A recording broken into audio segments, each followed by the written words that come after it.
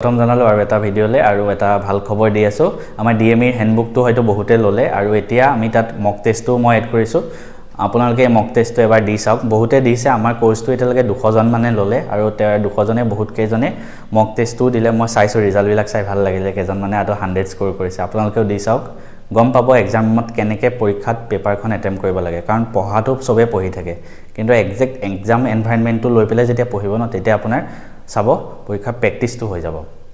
কেনেকে প্ৰেক্টিস কৰিব লাগে বা কেনেকে ষ্ট্ৰেটেজি দিব লাগে যে পৰীক্ষা দিনা গৈ কেনেকে কোৱেশ্চন পেপাৰ কৰিব তাৰ এটা ভিডিও দিম এই ভিডিওটোত মই এটোই কৈছো যে মক টেষ্টটো কোনবাই যদি সলভ কৰা নাই কৰি লক কোৰ্সৰ আৰু যোনবাই যদি কোৰ্সটো লোৱা নাই তেওঁলোকক মই ক'ব বিচাৰিছো যে এই মক টেষ্টটো মানে কেনেকুৱা হ'ব এক্সামত দিয়া নিচিনা আপুনি দিব পাৰিব সেকশন থাকিব এটা ম্যাথছৰ এটা জিকে এটা ইংলিশ এটা সায়েন্স সেকশন সুইফট কৰিব পাৰিব পৰীক্ষা দিয়া নিচিনাকে আপুনি একদম ওপৰত আপোনাৰ 1.5 ঘণ্টা টাইমাৰ চলি থাকিব যেনেকৈ পৰীক্ষাত 1.5 ঘণ্টা হয় 1.5 ঘণ্টাৰ ভিতৰত গুটেখিনি খতম কৰিব লাগে এবাৰে নহয় 2-3 বাৰ 100 বাৰ এটেম্প কৰি থাকিব পাৰে আৰু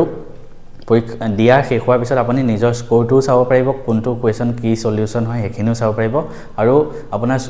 আপোনাৰ মেইন আপুনি কি জানেনে আপোনাৰ ৰেংকটো গম পাই যাব কাৰণ এটা বহুতে দিছে এটা 200 জন কোৰ্সত আছে 200 জনে যদি দে সেই 200 জনৰ ভিতৰত নো আপুনি কিমান নম্বৰত আছে নিজক এনালাইসিস কৰি চাব পাৰিব তেতিয়া আপুনি এনেওটো কাট অফটো হেতু হিচাপতে হয় তো আপুনি গম পাব যে আপুনি সঁচাই ওপৰত আছে তেতিয়া হেতু কাৰণে প্ৰেক্টিস কৰক দি পেলাই আৰু এই হ্যান্ডবুক কোৰ্সটো যদি কোনবাই লোৱা নাই তাত কি আছে কৈ দিছো এখন জিকে ৰ হ্যান্ডবুক আছে